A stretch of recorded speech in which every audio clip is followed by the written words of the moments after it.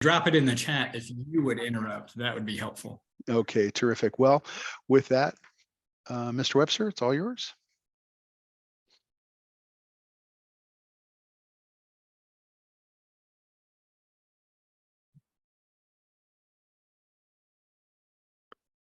Okay, there we go. So we're good.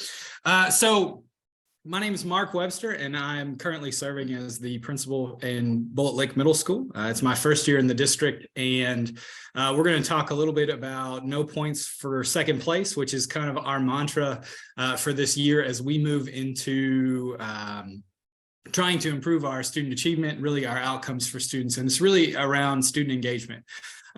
So a little bit about our school. Our school began born in the 70s, and it has historically struggled in reading and math proficiency, and that's really kind of the journey that got us to no points for second place. So when I interviewed for the job and when we came into our new administrative team, we sat down and talked about this idea of like, what do we want to do by the end of 2023. So we decided, like, really with anything, there's no real reason to sell ourselves shy. So we wanted to take what our student achievement goal was, and we wanted to pump that up by about 25%, 20 to 25% in each case. So our goal that we went into this year with was that we wanted to raise our student achievement scores to 50% distinguished or proficient in reading and math as measured by our case assessment and our KSA data. So that was something that was important for our school. It was something we wanted to navigate towards. Now, to caveat all of this, we are not experts, Lynette and I. Again, I told John a little bit before, I'm currently quarantining at home. And so Lynette will pop in here as she is able, but she's kind of covering for me at the school as we're kind of experiencing this kind of year of unique challenges. We're not experts. This is just what we've done and how we've kind of realigned some things. So for you to have some of that context, this is kind of our data. If you're like me, I was a band director in a former life. I don't love percentage data. I think that that's ultimately really difficult to manage, and it's also really difficult for teachers to kind of grasp. So what we did very quickly was the very first thing that we did is we plugged in data and we looked at students. So you can look at this data, and this is our data from our spring case assessments the year before I got there. And so then we sat in the summer, the 2 weeks before school started, which is when I started, we sat and we said, okay, so in order for us to reach our goal, we need to move 11 students. We need to move 26 students in 8th grade in reading. So that really became kind of our guiding light for this conversation. So this is really the data that we've come to look at now. So you can see in a lot of cases, we've made some gains. You know, as a school, I don't necessarily think that we're satisfied with those gains, but we have done some things to try and move the conversation forward, as it were. So what we came to realize is that in order to reach kids that nobody is reaching, we are going to have to do things that nobody else was doing. So Waldo is one of my favorite characters, and that quote's one of my favorite quotes. Waldo is one of my favorite characters, and I've used it throughout my career because it indicates to me somebody that's on a journey, but they get lost. And I was an overactive kid. I was a kid with ADHD, but I had it before we called things ADHD, and there was a stigma for it. So my parents would give me those Waldo books and set me in a corner and just tell me to find Waldo, and I would find them. I still know where all of Waldo is. I can find him very quickly. But Waldo hangs out in my office a lot because it reminds me to find that kid that was like me, that didn't love school and didn't really want to be there. So that forced us to think about three big ideas. The first one, at 12 o'clock, there is literacy and numeracy are the key focus and purpose of what we do. If kids cannot read, it is a death sentence to them. They can do nothing else in life. They cannot order off a menu. They can't pay their bills. They can't do anything. If they don't understand numbers, they can't do much more in life. The next part is meaningful relationships will drive engagement in our classroom. So when kids There's an old Rita Pearson video that everybody loves to use. It says, kids don't learn from people they don't like. And that's true. Kids do not learn from people they don't like. Teachers don't learn from people that they don't like. And then when students are engaged, their challenging behaviors are decreased. So those are some key driving points for our conversation as a school. And so then we had to sort of build the airplane while we were flying it. Like many folks, it's kind of been a challenging year coming out of COVID, which still exists, but doesn't really exist. And, you know, we're kind of coming back to normal in that process. So it did require us to kind of look around, and it did require us to kind of delve into a deep dive of what was going on in our classrooms. So for most of the first semester, we did very little in terms of like school improvement work and the science. All we did was collect data. We did Elliott's. We looked at the data. We, in some cases, we substituted in classrooms because the teacher shortage hit our schools very, very hard. And then we thought about what we might do if we made a big change. So that's kind of what we're talking about, is the big change. We also started a series of intentional conversations about what is the purpose of school. And I think this is a conversation that we probably as folks don't have enough, is this idea of like, why does this building exist? And why do we do the things that we do? Because while the content is different, all of our contexts are. Like while the English standards are the same or supposed to be the same from Northern Kentucky to Eastern Kentucky, all of our contexts and the students that are sitting in front of us are different. So it's the idea of like, what did we bring to that process? And one of the things that we observed through conversations is we used a program and it worked for us for a while. And that was the Summit Learning platform. And if you're familiar at all with that, this is not a plug for Summit Learning. And in fact, in the slides following, you're going to see that it's not a plug for Summit Learning. But this was a way for a very young teaching staff to be able to provide high quality instruction for kids in a way that helped them, with the things that they needed in a timely fashion. So what we found is that the data, when we started having conversations about the data, kids started looking like this. There was a lot of extra time. We had a 6-period day. So there would be that's about an hour and 6 minutes per class period. And there'd be about 15 to 20 minutes at the end of the class period where students were doing this SDL, student directed learning time, that they weren't really using. So you would go in there, and we saw that in our behavior data. We saw that things weren't really working. That's when kids would get in trouble.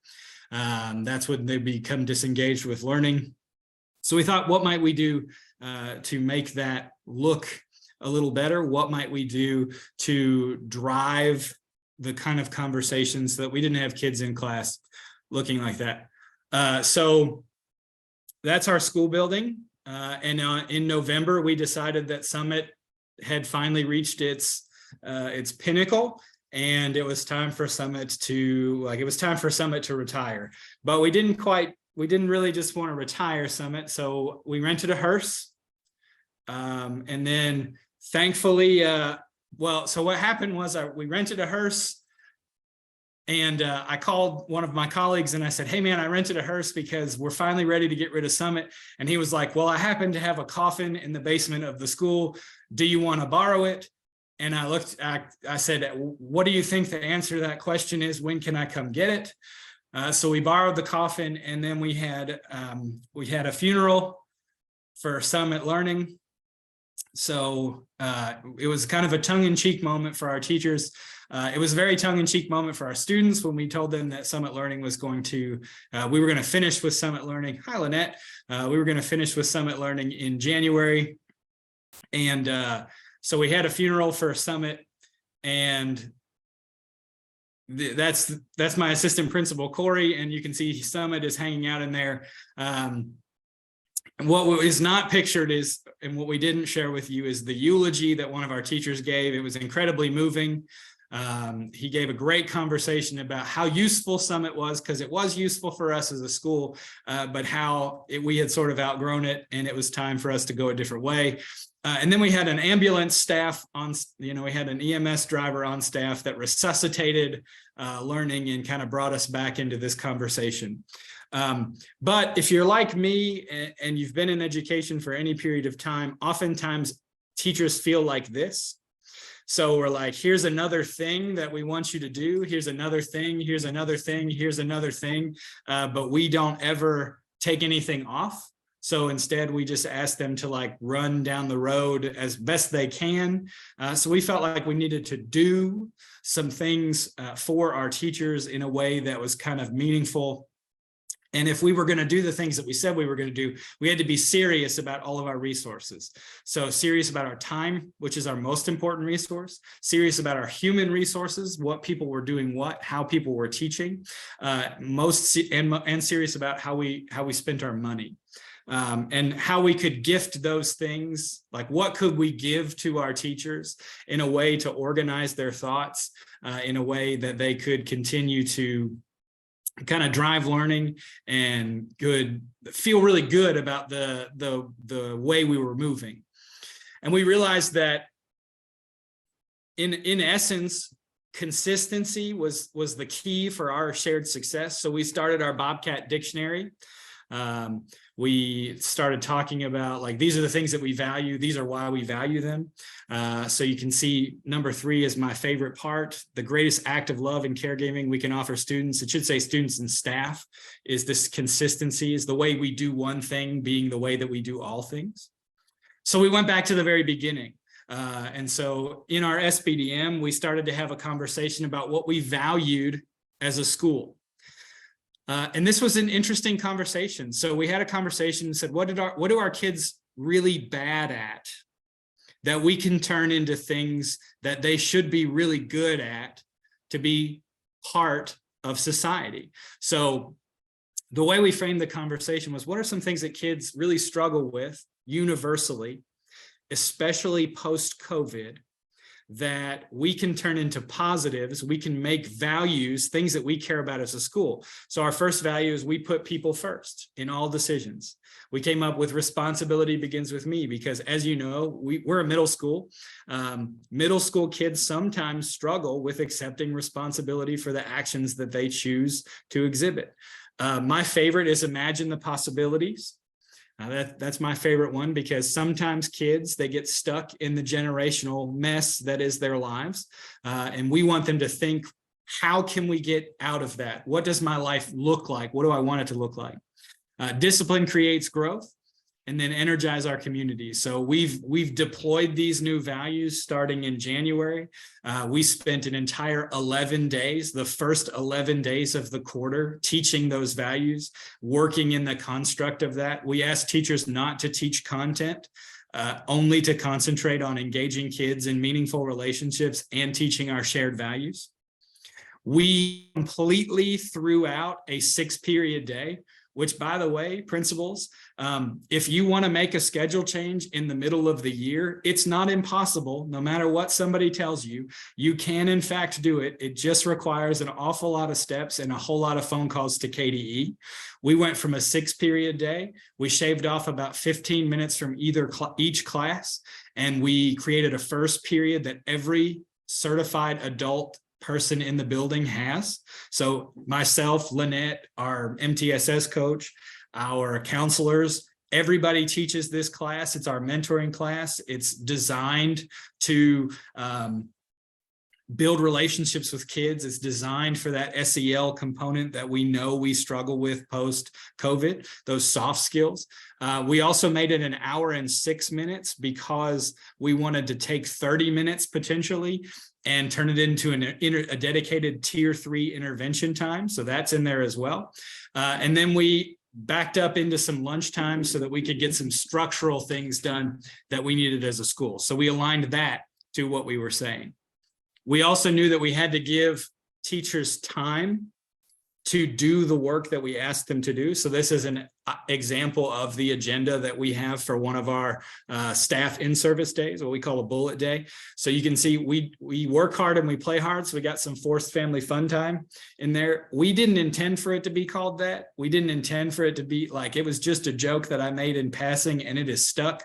And then we had some cultural expectation resets and some other things. You can see we had, because Summit keeps its own grade book, we had to have some Infinite Campus work and we had to have some Google Classroom work. This is what we planned. I thought it would be super easy, right? John, I appreciate that you're smiling right now. Like I thought that it would be really easy, but we didn't realize that it would actually be more like the part on the right? You know, like what happened was, and then we went through all these loop-de-loops and we were like, oh, we've solved this problem, but we've created this new thing that is a challenge for us. So I appreciate Lynette's smiling down there too. Like we thought it would be straight and narrow and we thought like, oh, if we make this change, but really we're finding that we've got to continue to tend to kind of that cultural underpinning. And our teachers, we realized they felt like this after the first semester. They were exhausted for a lot of reasons. It wasn't because they weren't working hard, but they were just tired and they needed some support, especially our younger teachers. And that's kind of what you'll see next. So we went back to the drawing boards, and one of Greg Goen's podcasts I was listening to talked about the fact that we have so many standards that exist. And there isn't possibly time in a school year to teach all of them. So we have to define which ones are most essential. So our district as a whole is doing that. And we have been doing that at a micro level in our school to say like, here is our context. Here are the students that we're serving. So this is the protocol that we used for that. We as a leadership team all took a content level. We took a content level and then we led them through 6th, 7th, and 8th. We've actually moved this into our PLC conversations. So our vertical PLCs are meeting and we're using this protocol to do that and identify those grade level standards so that we can then see how we are doing in relationship to those standards and how we are doing with the work that we say that is most important for us as a school. Oh yeah, always, every time. We use these criteria, and I'm going to share this presentation with you. I've also created some templates that I'm going to drop into that form that, like, if you click on the blue link that's on the P3 grid and you pull that up, I'm going to drop that in there so you have copies of all these templates. Feel free to use them. If you do use them and you find something that works better, would you please share that back with me? Because I know that they don't work all the time. What you're going to see is one that our teachers, they jumped on and they were like, this doesn't work for us. Here's a way you can make it better. And that's the one we're using. These are the criteria that we used for our essential standards work. We had to go back to teaching the workshop model. So our instructional coach, as she has been able to lead PD and work with teachers, she has been focusing on the model. Like, this is how we teach for a period of time. This is what it looks like to I, we, you, and catch and release and do those sorts of things. So we look forward to continuing to explore that with our teachers, because that workshop model is really what's going to drive this next piece. So we have the essential standards work that we've been doing, identifying those essential standards. We constantly look at that instructional model, and then we've asked teachers to work in this framework. So this is a 3-week cycle. This is really the meat of why you're here, but I felt like it was important to know how we got here and how what we had experienced drove the learning that we did. So what are the most important standards that are being addressed for this 3-week unit chunk? We felt like 3 weeks was enough time to get 2 formative assessments and 1 summative assessment for a unit. We know that units, you can't cram them into a box. So the first question that our teachers asked was, what if my unit takes longer than 3 weeks? Then you just break it up. And then you break it up into 2 3-week units, or maybe you might have a 3-week and a 2-week and you adapt it. But the 3-week is the basic standard. So then we have a graduate profile that our district has been leaning heavily into working. So what are the skills that we're working through cultivating, and why are those skills important? How will they be monitored and measured? Again, literacy is our intentional focus. So you've got there the intentional literacy strategies that we want teachers to use. We talk about model reading. We talk about smart reading.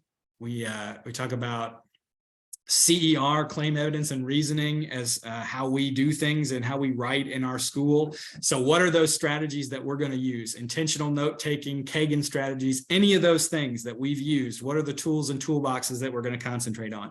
And then what content-specific vocabulary do students need to know or wrestle with for that particular lesson? Then we break it down into a week learning part. So like, what are the I can statements for that? What's the formative assessment that you're going to use? And then what are your daily learning tasks that you're going to use to drive that? So for example, I don't love lesson plans or unit plans. I didn't love doing them as a teacher, because I knew I knew when I turned them into my principal, she wasn't going to look at them before Thursday. And at that point they were outdated and had already made the corrections. But for the most part, people can tell us what they're going to do each day. Like, what task am I going to do each day that kids are going to be wrestling with? So that's week 1.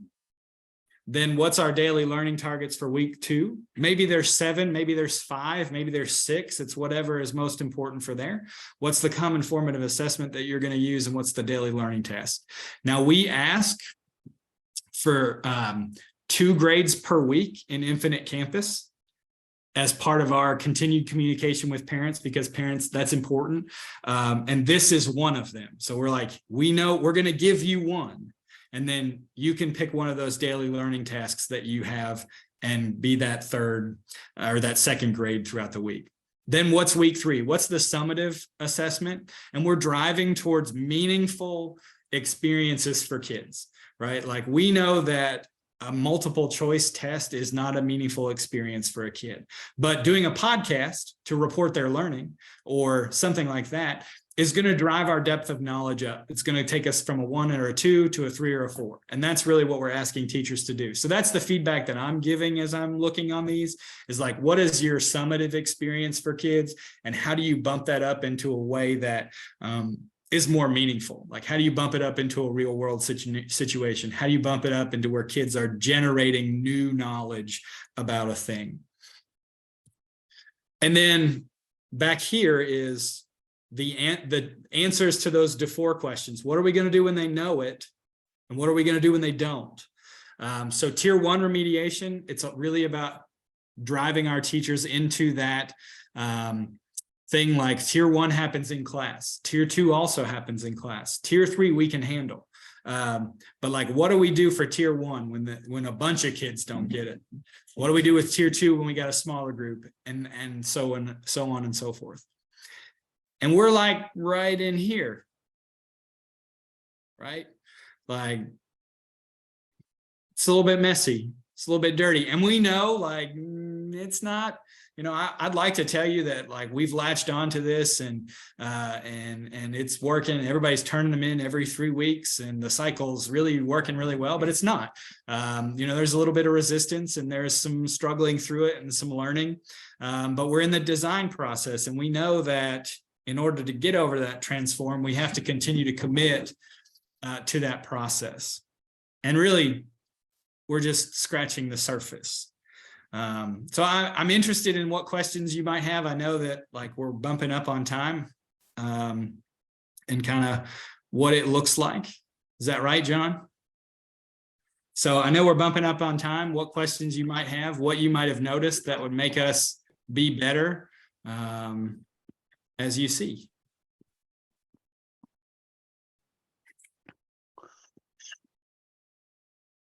Or we can all stare at each other. That's fun too.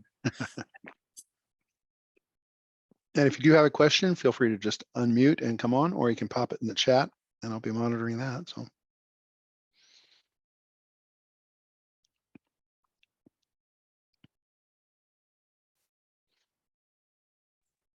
Do you mind to go over one more time where you're going to put the forms in your PowerPoint? Yeah, sure. So I'll drop the link to once I make it shareable, which I should have done already. Sorry about that. That was an amateur move.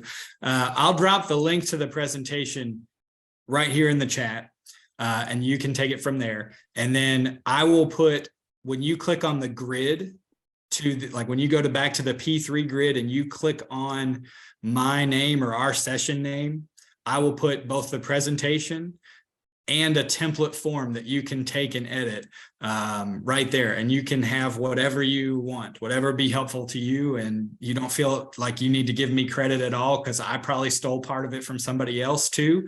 And that's okay. So that's where that'll be. Yeah, and this chat box in this room will be open all day, so you can come grab it. And Mark, you're not in a big, you don't have to rush to get your shareable link done. John, I have a quick question about the chat. The Yes. chat that I'm seeing is from my first session. It's is that just everyone else's experience? the chat is just going to remain a long thread. One doesn't erase from the other. So yeah. Okay, thank you. You're welcome.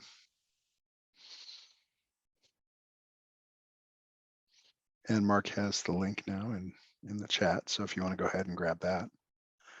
Do we have any other questions?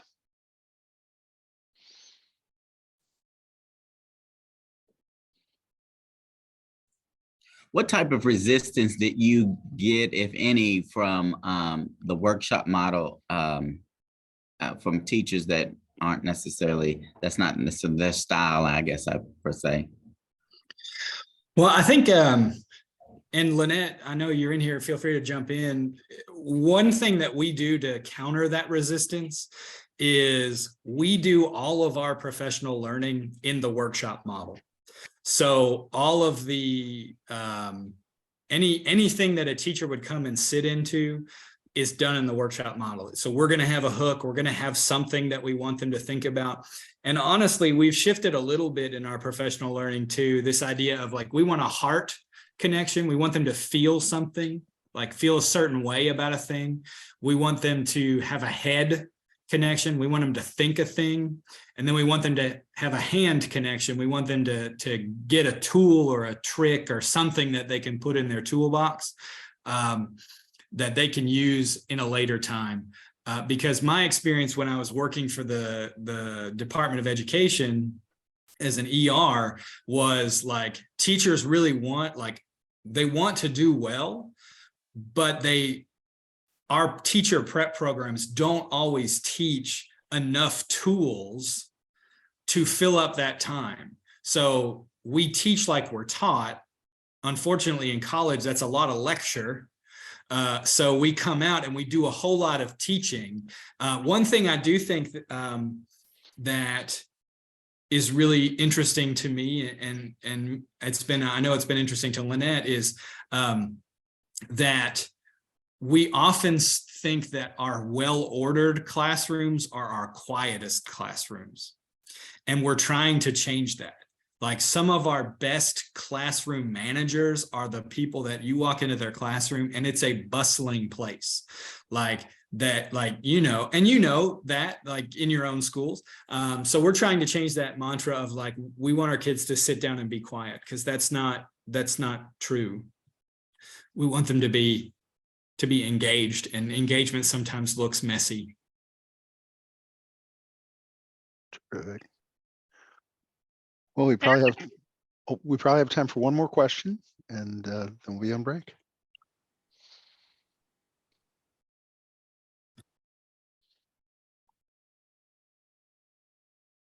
Lynette, did you have something to add?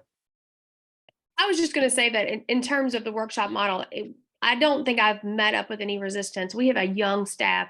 Most of what I've dealt with is just not truly understanding what it looks like and how to implement it in the class. And so the thing we run into is we need some model classrooms. If you can get some teachers modeling it in your building, then you can take the other teachers to go and see what it looks like. that's your best route. So when a teacher sees it actually working, they're going to be more apt to say, hey, how can you help me make this happen in my classroom? To build on that, to piggyback on that, I feel like you wrote our story, Mark. Like we're on the same lines. Like we did priority standards, we didn't call them essential, and then we had our instructional protocol. It's basically a workshop model, and we made it our own. What we did do with that instructional protocol is we attached the Hattie effect size to each of those and inserted in some of those highly effective strategies into, like, we have a website that has our workshop model for you, instructional protocol for us, that has all the strategies inside of it, so that each teacher can see, oh my gosh, this has this really high effect size. I want to do jigsaw method during this part of my lesson and engage the kids. So just something, I don't know that it's really like catching on fire, but it does help when you talk with teachers, like, hey, this is a really effective strategy. I'm not making it up. Like, here you go. So I will say that was really helpful when we were building ours and teaching ours. We had a whole day of learning. So if that's something that, you think about, I think it helps with teachers because they want to know, well, how do you know it's a good strategy? And Kagan strategies are on there, like all of those things. It's so similar where we've been in this journey. But I think that was helpful for teachers. And then what we're looking for now this year is to video teachers actually doing that, so that we can insert that into that website and teachers could see other teachers actually doing the jigsaw method or whatever it was, or, a opening, introduction, a hook, or any of the things. So that's a goal of ours. Yeah, thanks for sharing that. We'll have to get back and think about that, how we add that to our instructional hub. Well, Mark, thank you so much for a great session and for some great information. We are at time, and the next round is everyone's going to be in breakout room 1, a conversation with John Akers about school safety, what keeps you up at night, and safety in your school. So go enjoy a quick break, and we'll see you all in breakout room 1. Mark and Lynette, thank you both again very much. Thank you. Appreciate it, guys.